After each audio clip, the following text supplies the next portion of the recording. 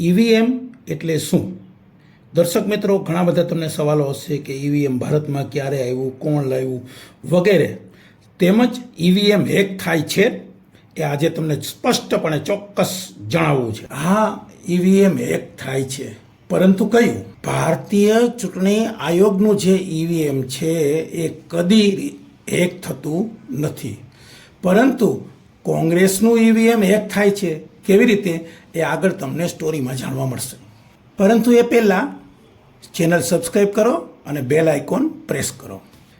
EVM એટલે electronic voting machine. 1982ની અંદર સૌ પ્રથમ કેરળની અંદર વિધાનસભાની ચૂંટણીની અંદર ઈવીએમનો ઉપયોગ થયો હતો. ત્યારે જે કોંગ્રેસની સરકાર હતી, હાલ જે અત્યારે વિપક્ષમાં છે, એમાંય ખાસ કરીને ઇન્ડી ગઠબંધન અવારનવાર ભાજપ ઉપર હુમલા કરે છે અને એવું કહે છે કે ઈવીએમ હેક કરીને તમે ચૂંટણી જીતો છો. આ વિપક્ષ એટલે કે ઇન્ડી ગઠબંધનને ભાન નથી કે જે ઇલેક્ટ્રોનિક મશીનમાં રિસીવર ફંક્શન ન હોય તે કોઈ દિવસ કોઈ મશીન ક્યારેય બાહ્ય કમાન્ડ સ્વીકારી શકે નહીં. છતાં પણ ઇન્ડી ગઠબંધન ઈવીએમ મુદ્દે સુપ્રીમ કોર્ટમાં પીઆઈએલ દાખલ કરી. નામદાર સુપ્રીમ કોર્ટે વિપક્ષને આજે ઈવીએમ મુદ્દે કહેવાય છે ને, વગર પાણી અને સાબુએ બરાબરના ધોઈ નાખ્યા. હવે કદાચ વિપક્ષ ઈવીએમની ખો ભૂલી જશે. આમે વિપક્ષ હંમેશને માટે કહે છે કે ભાજપ ચૂંટણી જીતે તો ઈવીએમ હેક, અને જો વિપક્ષ જીતે તો લોકજુવાળ. આ બે ધારી તલવારની વાતો સાંભળીને ભારતની પ્રજા ખૂબ જ દંગ થઈ ગઈ હતી. આજે નામદાર સુપ્રીમ કોર્ટે વિપક્ષને યોગ્ય રીતે ચુકાદો આપી દીધો. જોકે સુપ્રીમ કોર્ટ હંમેશા યોગ્ય ચુકાદા જ આપે છે. આમે સાયકોલોજીમાં એવું કહેવાયું છે કે જેવો અનુભવ હોય તેવો બીજા પર આક્ષેપ થાય. ઈવીએમ હેક કરવામાં કોંગ્રેસને પાકો અનુભવ છે. તો ચાલો મિત્રો, આ કોંગ્રેસની આપણે ભૂતકાળમાં જઈએ. કોંગ્રેસની સ્થાપના ડિસેમ્બર 28, 1885માં એક વિદેશી નાગરિક સર A.O. હ્યુમ કે જે હિન્દી રાષ્ટ્રીય મહાસભાની સ્થાપના કરી. આ A.O. હ્યુમ એટલે સર એલન ઓક્ટેવિયન હ્યુમ તત્કાલીન જે વાઇસરોય હતો, આપણે લોર્ડ ડફરિન, એનો ખાસ મિત્ર હતો. હવે તમને કંઈ કહેવાની જરૂર ખરી?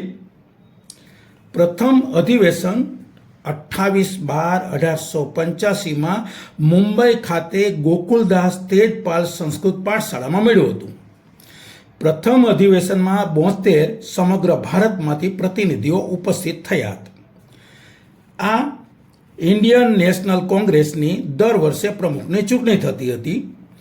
એમ કરતાં 55 વર્ષ પછી, એટલે કે 1940થી 46 સુધી હિન્દી રાષ્ટ્રીય મહાસભાના એટલે કે ઇન્ડિયન નેશનલ કોંગ્રેસના પ્રમુખ મૌલાના કલામ આઝાદ 1940થી 1946 સુધી સેવા આપી.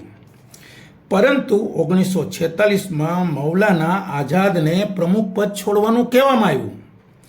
1946માં ચૂંટણી થઈ. દર્શક મિત્રો, બરાબર ધ્યાનથી સાંભળજો. હવે ઈવીએમ હેક થાય પહેલાં ચેનલને સબસ્ક્રાઈબ કરી લો. હવે આ ચૂંટણીની અંદર 4 ઉમેદવારો હતા અને મત આપનારી 15 પ્રાંતીય સમિતિ હતી. હવે આ 4 ઉમેદવારો એટલે કે મૂર્તિયા કોણ હતા એ પણ તમને કહી દઉં. Number 1 Sardar Vallabhbhai Patel, number 2 Pandit Jawaharlal Nehru, number 3 Acharya JB Kripalani, number 4 પટ્ટાભી સીતારમૈયા.